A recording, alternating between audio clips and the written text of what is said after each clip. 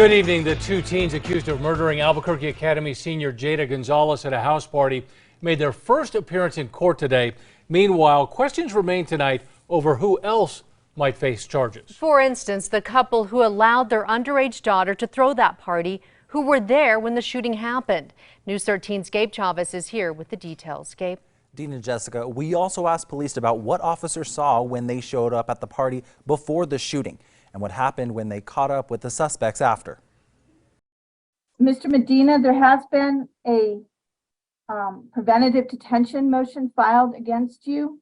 That means you're going to remain in custody today. 16-year-old Cruz Medina and 19-year-old Jesse Parra faced a judge today. The two are charged with the murder of 18-year-old Jada Gonzalez after they were kicked out of a house party near Central and Atrisco last month.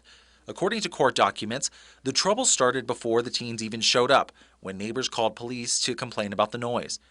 The APD officers who responded told the people on the balcony to keep it down and left. The department telling us the officers did not see any evidence of underage drinking at the time. 7 minutes after the officers left, Parra, Medina, and their friends arrived at the home, where police say they took photos of themselves inside, flashing guns. Witnesses say the group was thrown out of the party for having those guns, which they then used to shoot back at the home as they were leaving, hitting and killing Gonzalez.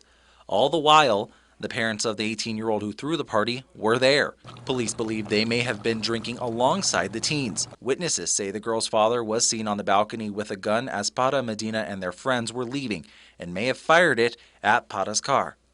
That was not the end of the gunplay that night.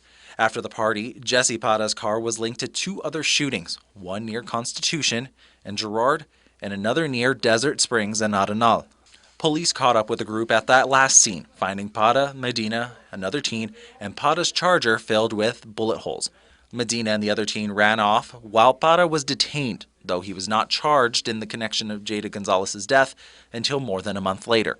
Both the teens are to be held until their pretrial detention hearing next week. Their probable cause in this case has already been found pursuant to the warrant. This matter will now be transferred to the district court. Court documents name at least one other teen in Parra's car when Jada Gonzalez was killed. We asked whether he will be facing charges, but police say it's too early to say. They also say that they are still investigating whether the parents could face charges for contributing to the delinquency of a minor for allowing their daughter to host an underage drinking party. Back to you. All right, thank you, Gabe. The father has the same name and birth date listed in court records as a man who has a lengthy rap sheet with convictions for voluntary manslaughter, aggravated assault, and burglary. If he did have a gun as a convicted felon, that would also be against the law.